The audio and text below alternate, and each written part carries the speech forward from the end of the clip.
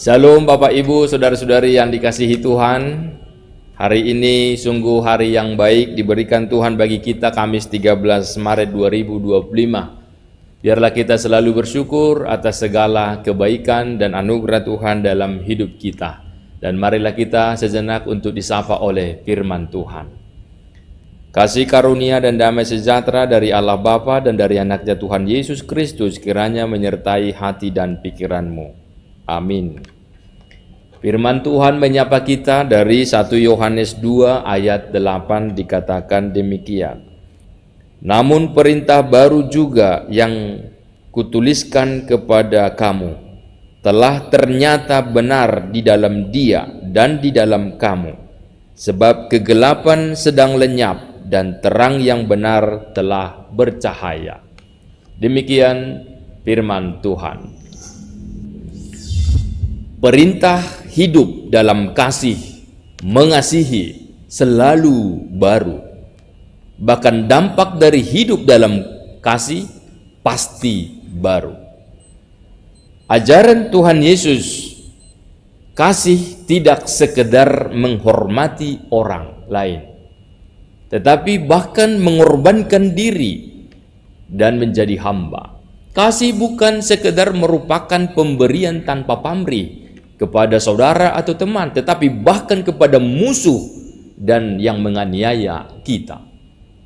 Kasih semacam itulah yang harus nyata di dalam kehidupan orang Kristen yang sudah berada di dalam terang. Jika tidak demikian, sesungguhnya kita masih hidup dalam kegelapan.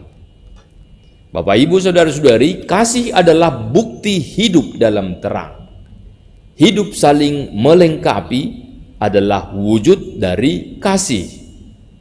Manusia memang memiliki karakter yang berbeda, namun perbedaan itu bukan penghambat untuk saling mengasihi.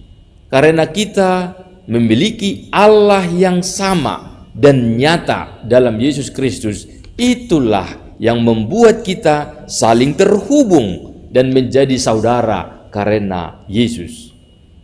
Bagaimana kita mengasihi? Belajar dari Kristus. Yesus memikirkan orang lain, bukan hanya dirinya sendiri. Dan Yesus mempunyai hati seorang hamba yang rela melayani dan rela merendahkan hati. Yesus mempunyai hati yang rela berkorban untuk keselamatan dan kebaikan orang lain. Maka dengan memahami kasih dalam diri Yesus Kristus, kita akan memahami arti kasih yang sesungguhnya, sebab Allah lebih dahulu mengasihi kita di dalam Yesus Kristus. Perintah untuk saling mengasihi berlaku bagi semua orang. Mengasihi orang lain tidak selalu mudah. Namun kita harus tetap memilih mengasihi daripada membenci. Sebab dengan menaati perintah untuk saling mengasihi, maka terang akan bercahaya.